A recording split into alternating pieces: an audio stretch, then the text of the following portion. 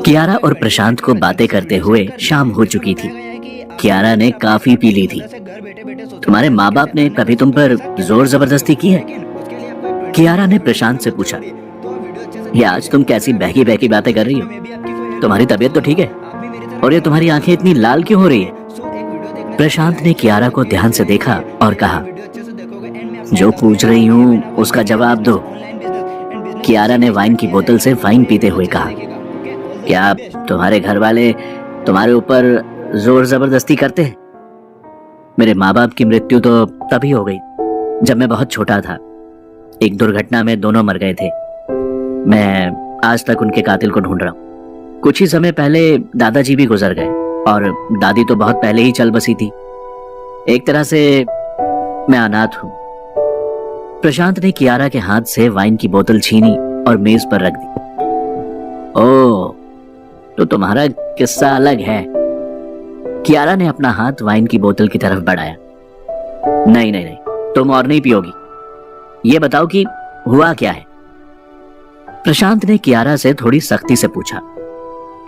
ओ, मेरे पेरेंट्स मेरी शादी जबरदस्ती किसी से करवाना चाहते हैं। उनके लिए शादी एक बिजनेस प्रोजेक्ट है और मैं उनके इस प्रोजेक्ट का एक अहम मोहरा हूं। कियारा ने प्रशांत को बताया। तुम एक बालिग लड़की हो, तुम अपने फैसले खुद ले सकती हो।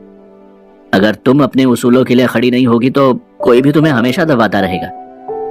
मैं तुम्हारी मदद कर सकता हूं, मगर एक दिन तो तुम्हें अपने माँ बाप के सामने निडर होकर खड़ा होना होगा। प्रशांत ने कियारा को समझाया। कहना बहुत आसान है, मगर करना उतना ही मुश्किल।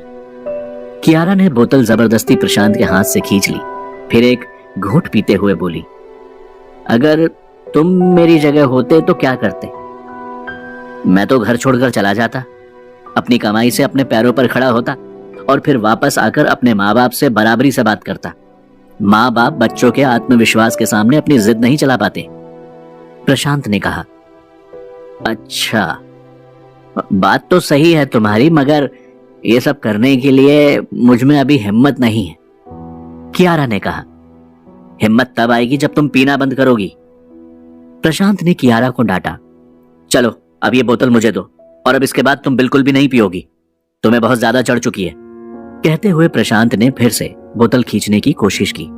नहीं, मुझे पीने दो, ये बोतल मेरी है। तुम कौन होते हो मुझे रोकने वाले? कियारा ने भी बोतल को कस के पकड़ लिया था। प्रशांत और कियारा के बीच में बोतल को लेकर लड़ाई हो ही रही थी कि अचानक एक आवाज पीछे से आई। ये सब क्या हो रहा है? प्रशांत वो आवाज सुनकर पलटा और सामने खड़े आदमी को देखकर बोला, तुम कौन हो और मेरी दुकान में क्यों आए हो? इससे पहले कि वो आदमी जवाब दे पाता, कियारा ने पीछे से कहा, भाई तुम यहाँ क्यों आए हो?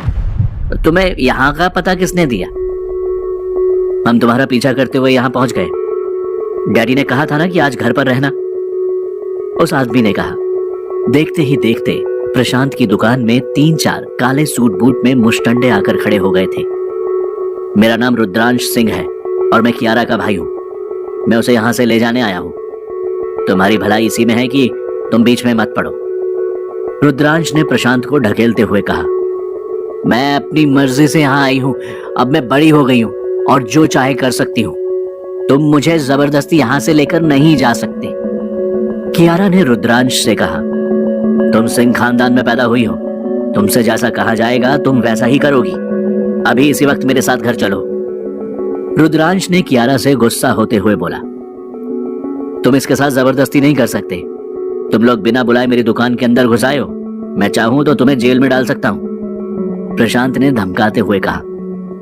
तुम मुझे क्या जेल में डालोगे? रुद्रांश ने भी पलटकर प्रशांत को जवाब दिया, तुम मेरी बहन को यहाँ पकड़ कर ले आए हो और तुमने उसको जबरदस्ती पीने को कहा। मैं तुम्हारे ऊपर केस कर सकता हूं। ठीक है, तो जाओ पुलिस को बुला लो। प्रशांत ने रुद्रांश के कंधे पर हाथ रखते हुए बोला, खबरदार जो तुमने बॉस को छुआ। तुम जानते हो तुम किससे बात कर रहे हो? पीछे खड़े हुए एक बॉडीगार्ड ने प्रशांत को धमकाते हुए मुक्का मारने की कोशिश की। प्रशांत आते हुए मुक्के के वार से बचने के लिए नीचे झुक गया और उसने पलटकर अपने पैर से बॉडीगार्ड के पेट में लात मारी। देखते ही देखते वहां पर हाथापाई होने लगी। प्रशांत और बॉडीगार्ड आपस में लड़ने लगे, मगर अचानक ही बाहर से बहुत तेज शोर आने लगा। ये कैसा शोर है? रुद्रांश ने अपने कान बंद करते हुए कहा। शोर सुनकर सब थम गए। ये तो बैंड बाजे का शोर है, लगता है बारात गुजर रही है, एक बॉडीगार्ड ने बोला। तभी अचानक दुकान की लाइट टिमटिमाने लगी। ये अचानक क्या होने लगा? प्रशांत ने कहा। प्रशांत जब तक समझ पाता कि दुकान में क्या हो रहा था कि दुकान की बिजली गुल हो गई। ये लाइट किसने बंद की? रुद्रांश ने गुस्से में कहा।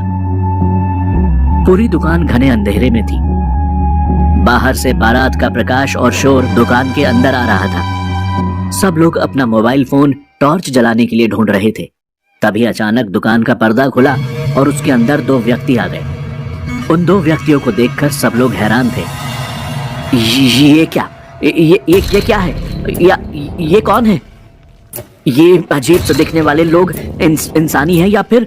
कहते हुए बॉडीगार्ड की जुबान लड़खड़ाने लगी। उन दो आदमियों ने लाल रंग के बारातियों के कपड़े पहने हुए थे और उनकी लाल आंखें अंधेरे में चमक रही थी। तभी एक काले कपड़े पहना हुआ बॉडीगार्ड खड़ा हुआ और उन आदमियों से मुठभेड़ करने के लिए बढ़ा। उसने जैसे ही अपना हाथ मुक्का बनाकर उनकी तरफ मारने की कोशिश की, वैसे ही सामने वाले एक आदमी ने उसको गले से पकड़कर जमीन से 2 फुट ऊपर उठा दिया। छोड़ो मुझे, छोड़ो। बॉडीगार्ड के मुंह से सिर्फ इतनी ही आवाज निकली। देखते ही देखते वो जीवित बॉडीगार्ड एक काले कपड़े में सफेद इजिप्शियन मम्मी की तरह बन चुका था। उस आदमी ने अपना हाथ छोड़ा और वो निर्जीव बॉडीगार्ड जमीन पर गिर गया। ये देखकर दुकान में मौजूद सारे लोग हक्के बक्के रह गए और थोड़ी देर तक वहां सन्नाटा छा गया।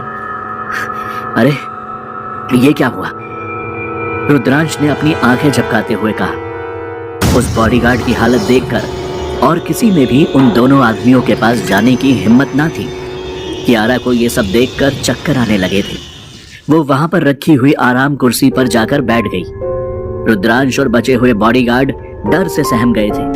वो धीरे धीरे खिसकते हुए दुकान से बाहर भाग गए। अब दुकान में सिर्फ प्रशांत और कियारा ही बचे थे। प्रशांत आगे बढ़ा और उसने उन दोनों आदमियों से पूछा, क्या चाहिए तुम्हें? उन दो आदमियों में से एक आदमी ने प्रशांत को झुककर नमस्ते किया और अपना हाथ आगे बढ़ा दिया। प्रशांत का गला डर से सूख रहा था। उसको समझ में नहीं आ रहा था कि वो इन दोनों आदमियों को क्या दे। उसने इधर उधर देखा, फिर अपनी पैंट की जेब में हाथ डाला। मेरे पास अभी बस इतना ही है। प्रशांत ने जेब में से कुछ सिक्के निकालते हुए उस आदमी के हाथ पर रख दिए। वो आदमी सिक्कों को घूरता रहा। बगल में खड़े हुए दूसरे आदमी ने उंगली से प्रशांत के पीछे इशारा किया। प्रशांत ने पीछे पलट कर देखा। यहाँ तो दादाजी की फोटो, जपने वाली एक माला और कुछ अगरबत्ती रखी हुई है। क्या इनमें से तुम्हें कुछ चाहिए?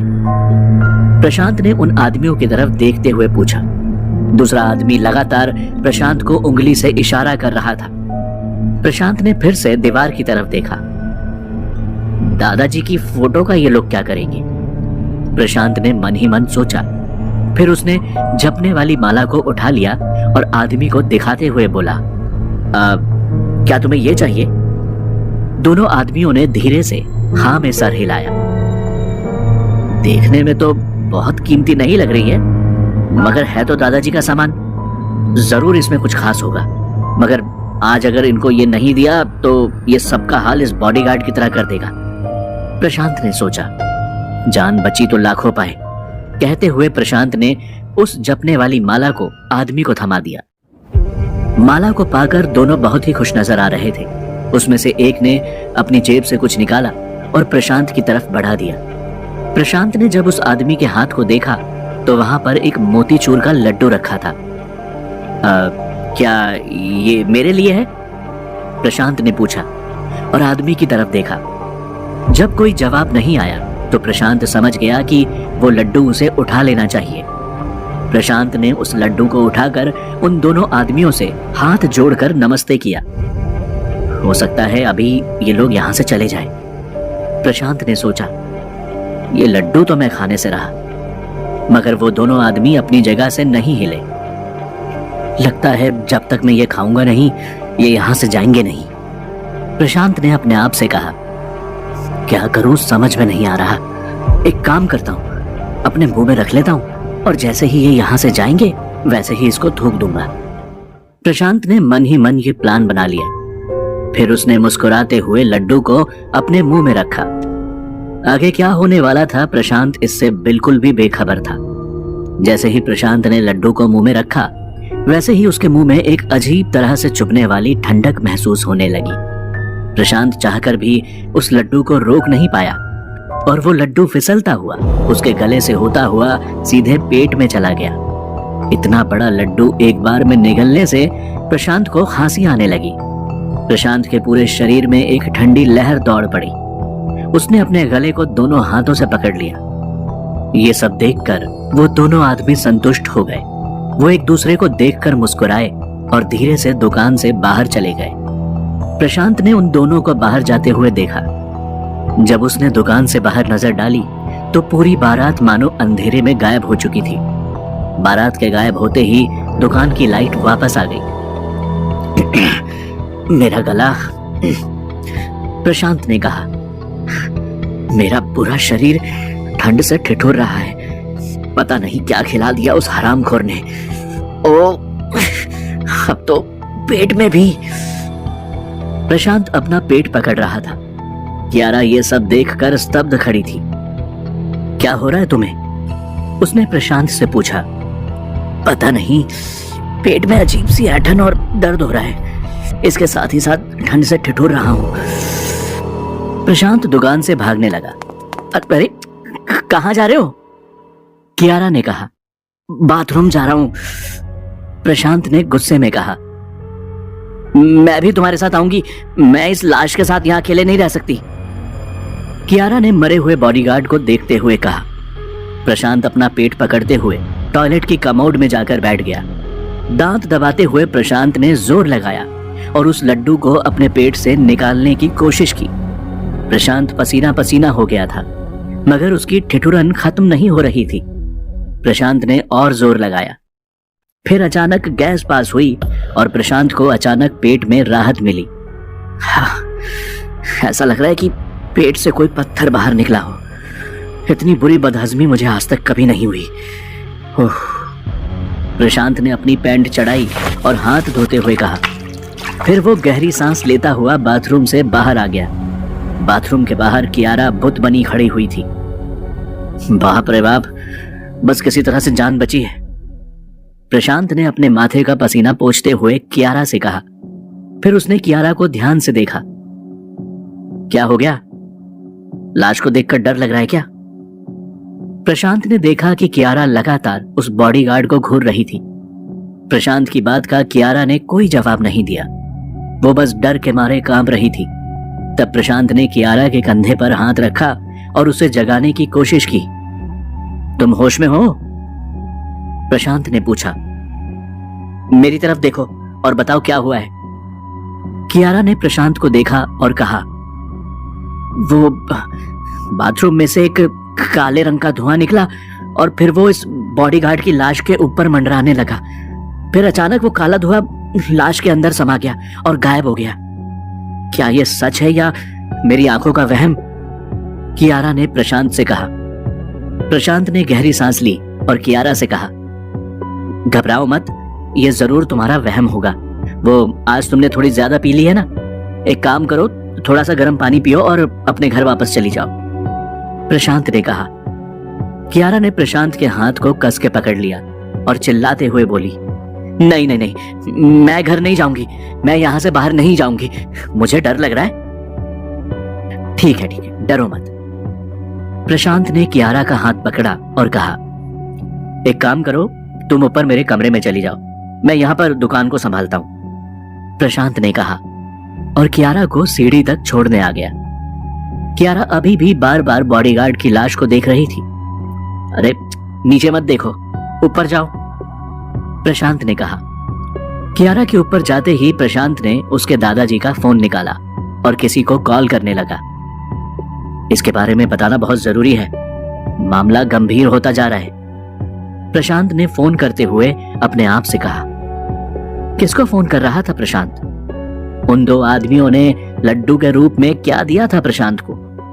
जानने के लिए सुनिए इस कहानी का अगला एपिसोड सिर्फ पॉकेट एफएम पर। थोड़ा सा वक्त लगेगा भाई, पर ZX10R मैं भी लूंगा।